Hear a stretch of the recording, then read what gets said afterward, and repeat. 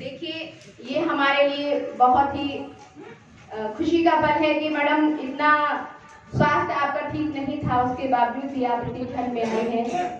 हमारा उत्साह को बढ़ाने के लिए आप ध्यानपूर्वक आपकी बातें सुने।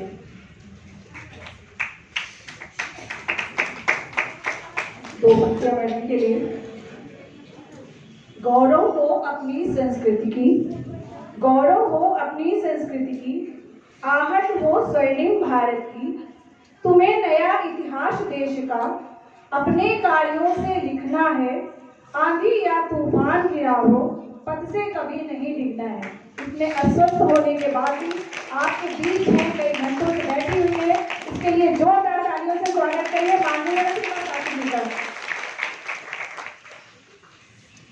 धन्यवाद। मेरी तबीयत कुछ ठीक नहीं है, तो शायद मैं तेजी से ना बोल पाऊँ। आप लोग सुनने का प्रयत्न करिए, मतलब थोड़ा शांति बनाइए। तो सर्वप्रथम मैं तथागत गौतम बुद्ध, सम्राट चंद्रगुप्त मौर्य, सम्राट अशोक महान और अपने महान इतिहास को नमन करती हूँ।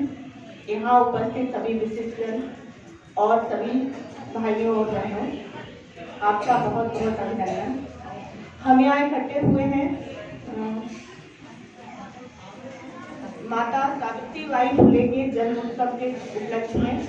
आज उनका 190वां जन्मदिन है। हम सब लोग बात कर चुके हैं, काफी बातें हो चुकी हैं, सुन चुके हैं, लेकिन इसी परिप्रेक्ष्य में जो उन्होंने हम लोगों को राह दिखाई शिक्षा की, उस पे बात होनी है। नारियों की शिक्षा में उनका योगदान, इस पे बात कर रहे हैं हम सभी जानते हैं सावित्रीबाई फुले का जब जन्म हुआ तो शिक्षा के बारे में बात करना बेमानी था। जो वंचित थे, जो गरीब थे और स्त्रियों के लिए तो लगभग पाप ही था। यहाँ तक ये स्थिति थी कि किसी भी लड़की का पुस्तक छूने को, किताब छूने को पाप, अपराध माना जाता था। ये स्थिति थी। उन्होंने उस समय इस स्थिति के विरुद्ध लड़ने का साहस किया। और वो साहस उनके पास कैसे आया? वो साहस उनके पास आया शिक्षा से। और शिक्षा हमें जो देती है वो सबसे बड़ी चीज होती है ज्ञान। हमें सिर्फ शिक्षा ही नहीं लेनी है, हमें उस शिक्षा से ज्ञान लेना है। हम बात करते हैं बालिकाओं को शिक्षित करने की, महिलाओं को शिक्षित करने की, उन्हें शिक्षा लेने की। डिग्री ही शिक्षा नहीं होती, ये मेरा मानना है।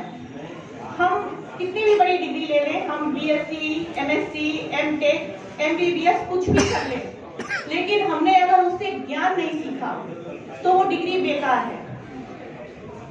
मतलब आपको ज्ञान लेना है शिक्षा से। ज्ञान ही हमें साहस देता है। शिक्षा तो देती ही है, हमें ज्ञान साहस देता है।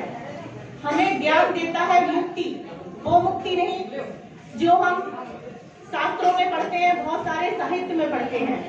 हमें मुक्ति देती है अंधविश्वास से, हमें मुक्ति देती है डर से। अगर हम इससे मुक्त हो गए तो हमारी शिक्षा सार्थक हो गई। आज हम